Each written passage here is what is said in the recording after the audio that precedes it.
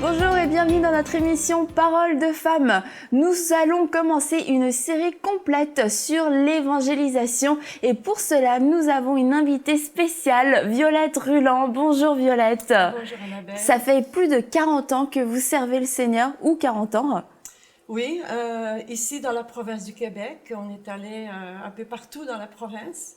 Violette est originaire de Belgique avec son mari, le pasteur Jean Ruland, et ils ont eu une église des églises pendant plusieurs années. Et aujourd'hui, dans la fleur de l'âge, ils repartent en tant qu'évangélistes en Europe, dans le Québec, dans le Canada. Donc c'est vraiment un grand privilège de vous avoir avec nous. Et l'évangélisation, c'est vraiment un sujet qui vous tient à cœur. C'est le message de votre vie.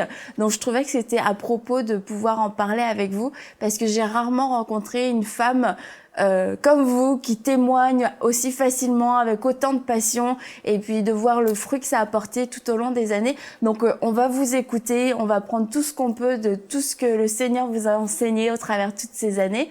Et puis on va juste commencer en se demandant déjà, mais est-ce que l'évangélisation, c'est pour tout le monde? Est-ce que c'est notre rôle à tous? Ou alors c'est juste pour les gens comme vous, les évangélistes puissants? Oh non, pas du tout. Non, pas du tout. L'évangélisation, c'est même une grande commission. C'est ce qu'on appelle comme ça. La grande commission que Jésus a donnée à l'Église. On voit ça dans Marc.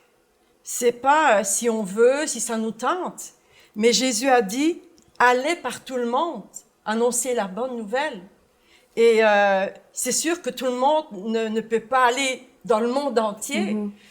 Mais quand on voit le livre des Actes, au chapitre 1, verset 8, il nous est dit que vous recevrez une puissance et vous serez mes témoins. Ça commence à Jérusalem, en Judée, la Samarie. Alors, on voit qu'il y a une évolution. Alors, qu'importe où on est, on a cette responsabilité, en tant qu'enfant de Dieu, de témoigner la bonne nouvelle. Le monde a besoin d'entendre la bonne nouvelle. Et c'est pas réservé à une catégorie de gens. Parce que Dieu sauve. Et les personnes qui ont goûté à ce salut, qui l'ont expérimenté, parfois j'ai du mal de comprendre. Je peux comprendre, oui, mais pourquoi il n'y a pas plus de témoignages que ça? Parce que quand on a été touché par l'Esprit de Dieu, par le Seigneur lui-même, il y a un feu qui doit être là. Puis on est poussé au début de notre conversion, on y va, on témoigne, on voudrait convertir le monde. Puis au bout de quelques années, parce qu'on n'a pas entretenu ce feu, un feu ça s'entretient. Hein? On met du bois, on agrémente le feu. Et parce que c'est pas entretenu, la flamme baisse. Et je dois vous dire que depuis, on avait déjà voyagé beaucoup, que ce soit dans les Caraïbes, les îles, en Europe, ici bien sûr, mais là, Dieu nous ouvre un horizon même qui nous surprend parce qu'on vient de rentrer de l'île Maurice, et là, vraiment, l'île est en feu. Wow, hein? L'île est en feu.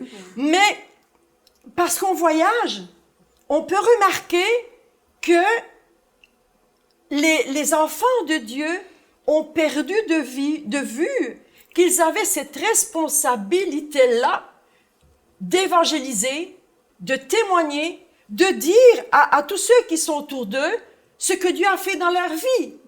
Il y a même, récemment, une personne me disait qu'il avait été surpris de voir que là où il travaillait, il y avait aussi un chrétien. Et ça faisait des années qu'ils travaillaient dans le même endroit, tous les deux, et ils ne le savaient pas. Et lors d'une réunion spéciale, ils sont allés dans cette réunion, dans cette rencontre, ne sachant pas que l'un et l'autre étaient là.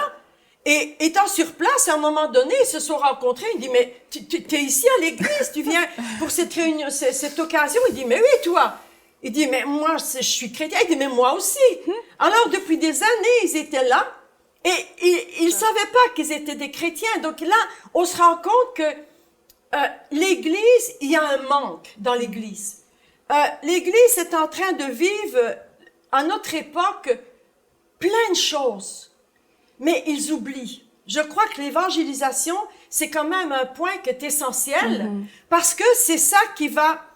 L'évangélisation, c'est passer le flambeau à une autre génération.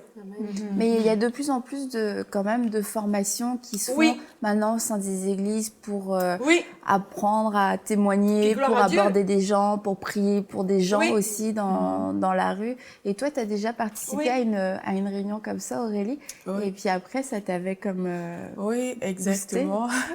Et à un moment, j'ai senti vraiment le désir d'évangéliser parce que je sais pas, c'était comme un feu, c'était quelque chose qui brûlait en moi. J'ai senti ce désir et je me suis rendue à une conférence à Québec. Et là, après cette conférence, j'ai juste vu des choses se passer dans ma vie que j'avais jamais vues par rapport à l'évangélisation. Je me rappelle un matin, chaque fois je priais que Seigneur, je veux que tu m'utilises aujourd'hui, me voici mes mains, voici mes pieds, fais ce que tu veux. Mais il faut qu'aujourd'hui, à travers ma vie, tu touches quelqu'un. Et ce matin-là, quand je me suis réveillée, j'ai fini de prier.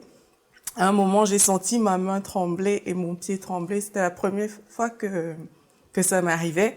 Et là, je me suis dit, je ne me sentais pas malade et quelque chose m'a comme dit, Dieu veut te montrer quelque chose à travers ce qui t'arrive maintenant.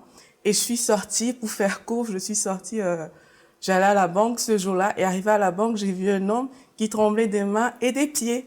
Et là, quand je me retourne, je dis, mais c'est lui, en fait, que Dieu me montrait ce matin. Et moi, je sais que quand Dieu, il montre des choses comme ça, c'est pas pour rien. C'est pas juste pour te montrer, tiens, tu vas rencontrer un homme qui tremble des mains et des pieds. Et là, j'ai suivi le monsieur jusque dans sa voiture. On a prié. Et puis, il est parti. Mais c'était vraiment... C'est un feu, je pense, qu'on reçoit quand on demande aussi à Dieu. Parce que, comme Violette l'a dit, au début, c'est beau.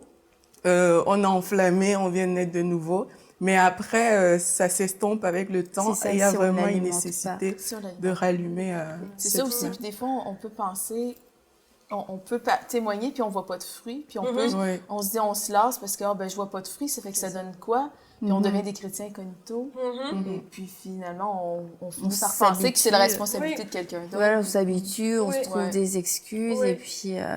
il faut dire, comme vous l'avez dit, au début de notre conversion, on veut que le monde entier se convertisse, mais là, on y va, puis quelquefois, on manque de sagesse, et puis on se fait rabrouer, ou on nous dit, arrête. Et puis c'est vrai, quelquefois, on manque de sagesse, mais il y a ce zèle qui est là, il y a ce feu qui est là, et puis quand on vit des échecs, comme tu viens de le dire, ça fait que beaucoup, je pense que c'est la raison pour laquelle aussi beaucoup de chrétiens vont arrêter de témoigner, puis quand ils commencent à entrer dans un cycle de timidité, de peur et de fausses excuses. Je pense que vous l'avez déjà vu. Oui, je l'ai vu.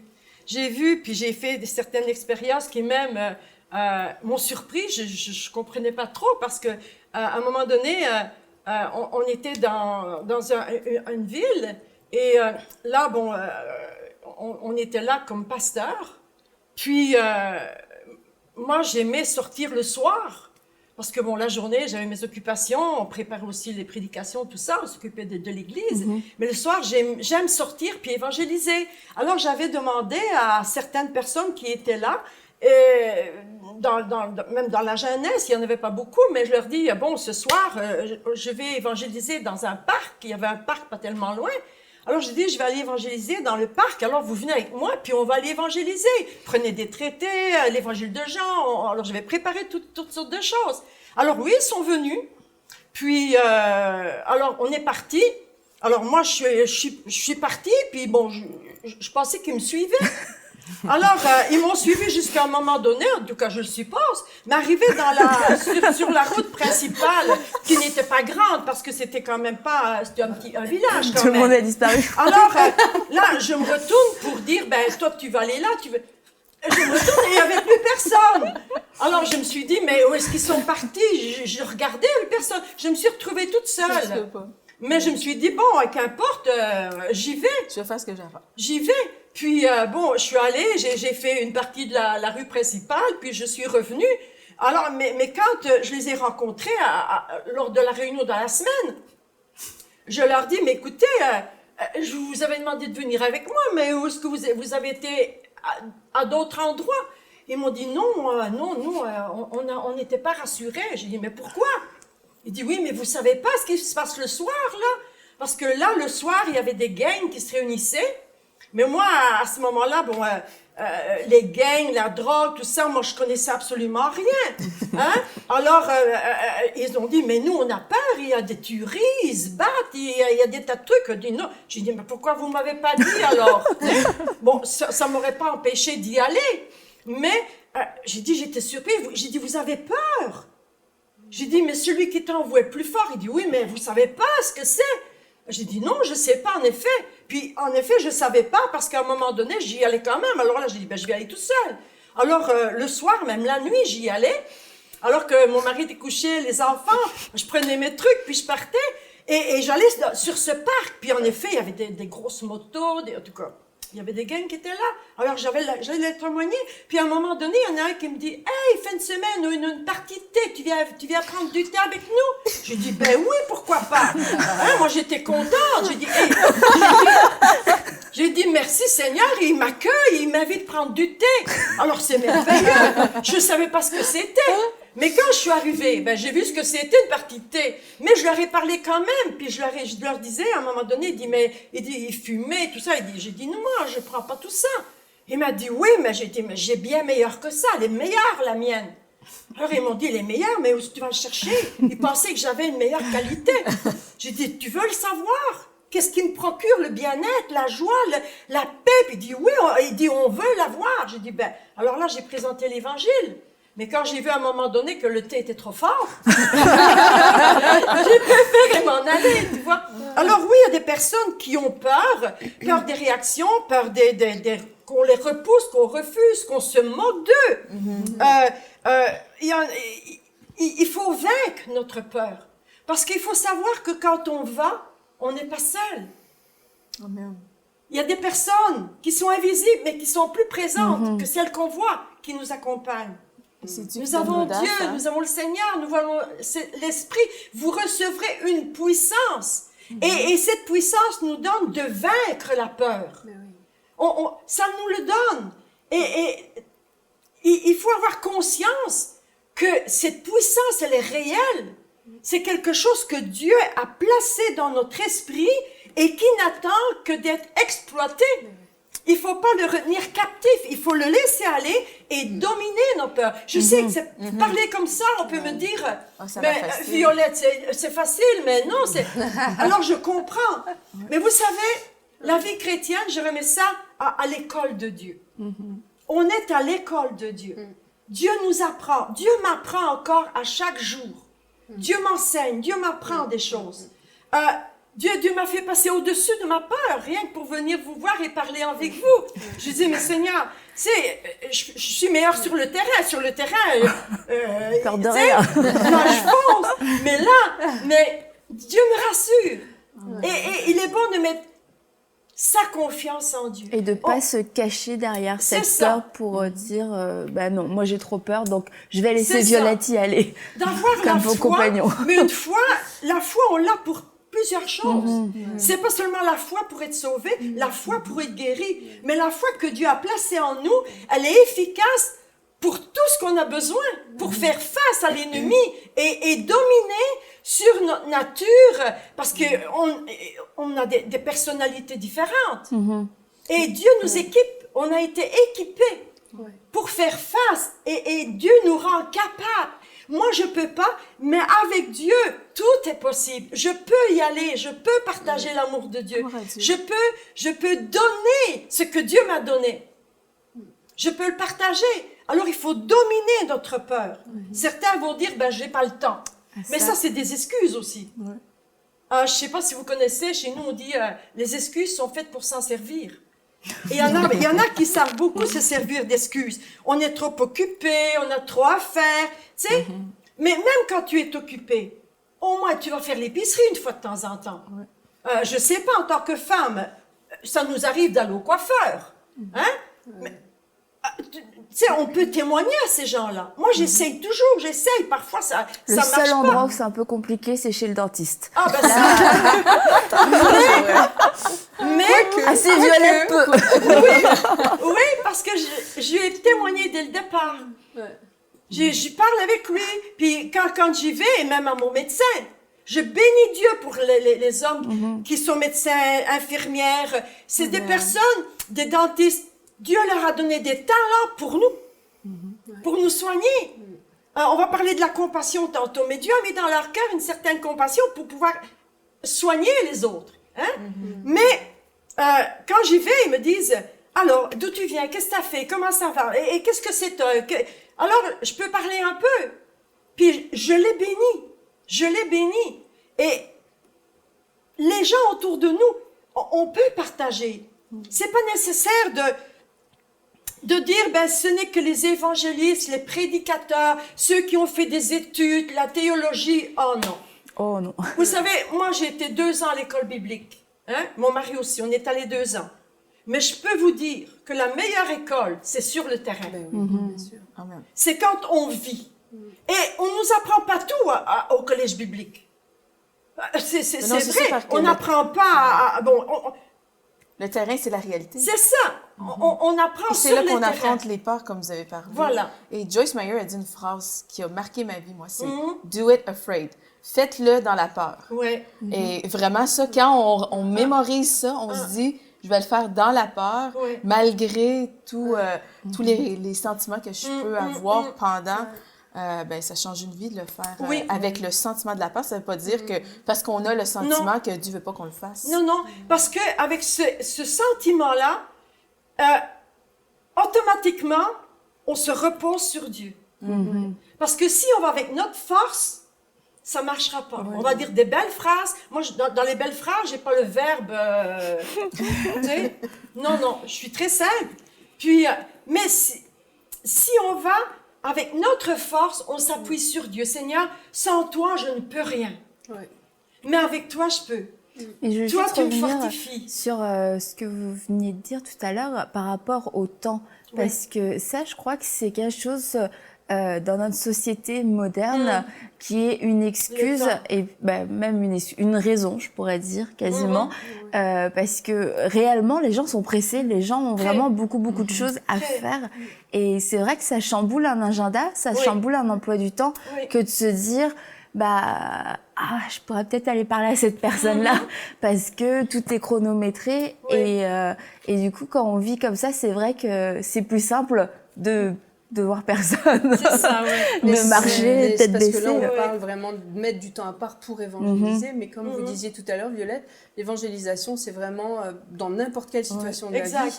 Et puis, j'allais dire, si vous regardez autour de vous dans les églises sont peuplées de gens qui ont eu le témoignage de Jésus sur le lieu de travail, chez la coiffeuse, au marché, chez la voisine, ma sœur, ma mère, mon frère. Et le 1 à 1 est beaucoup plus efficace que tout ce qu'on peut faire d'autre, parce qu'il y a un suivi.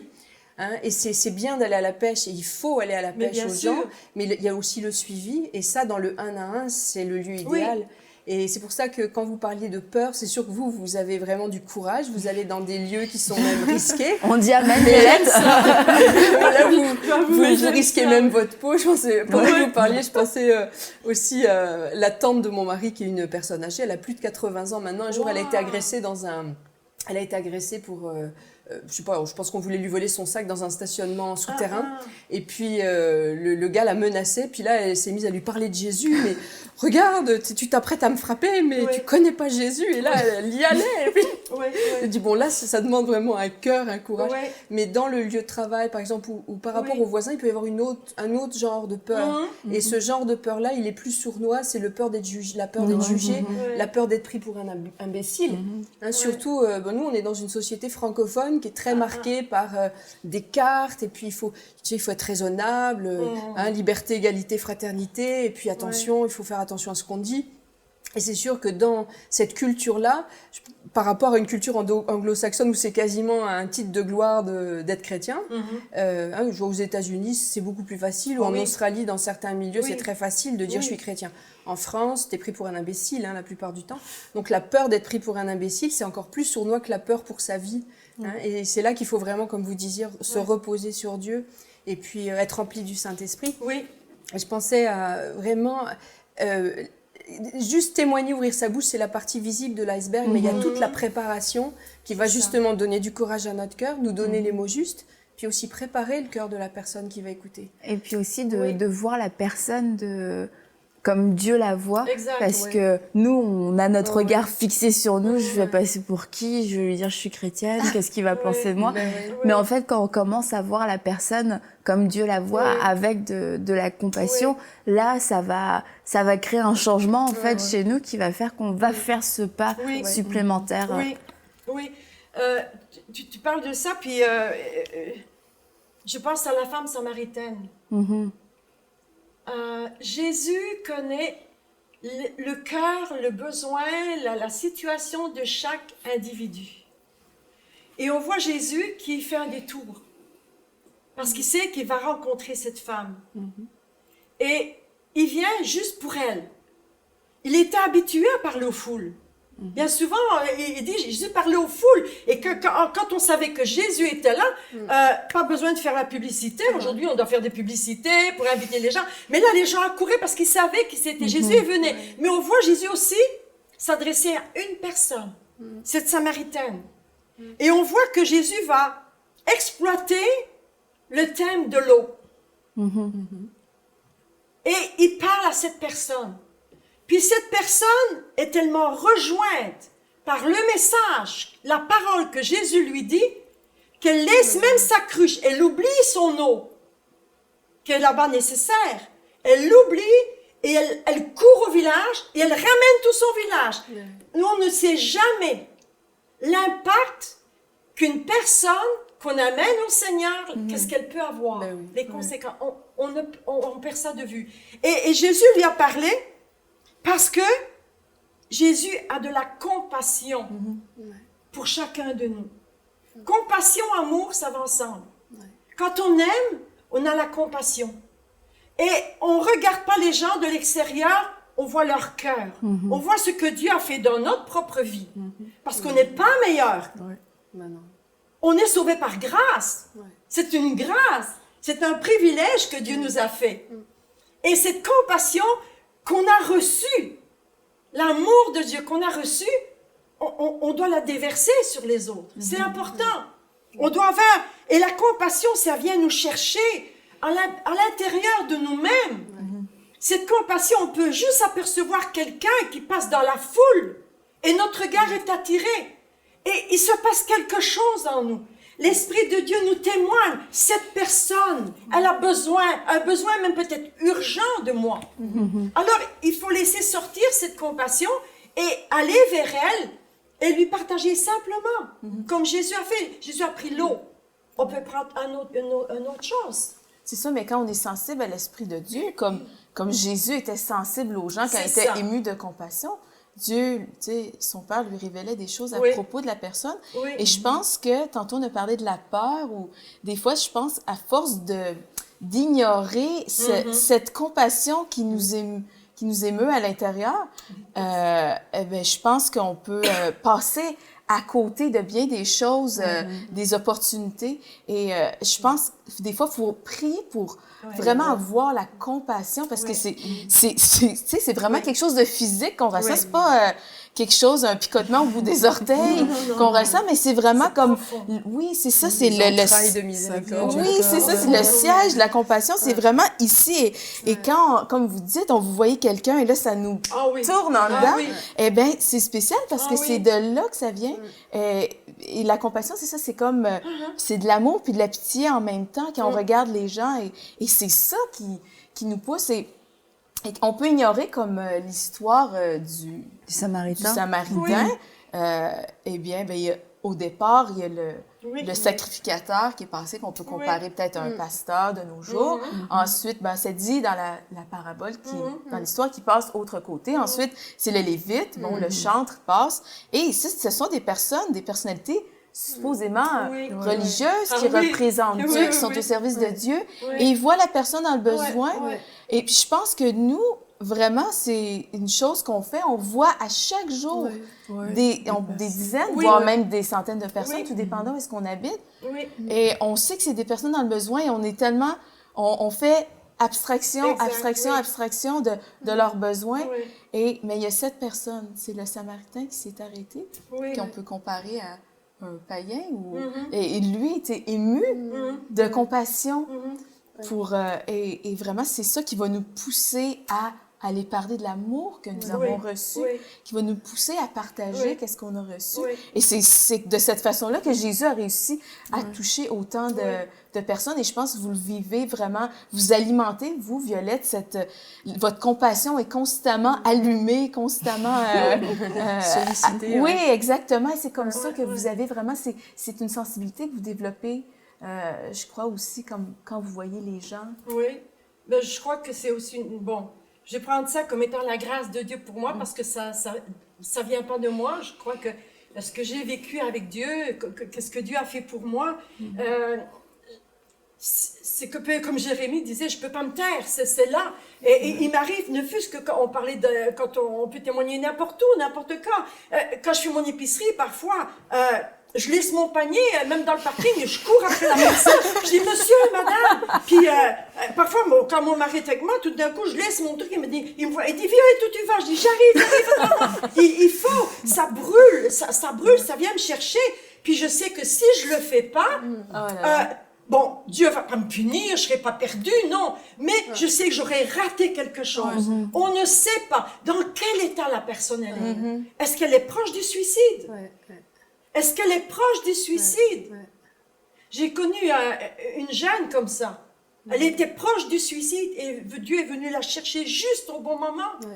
Alors, on doit prier pour que notre cœur reste sensible, reste en feu. Et c'est dans la prière. C'est dans la prière, dans la présence de Dieu.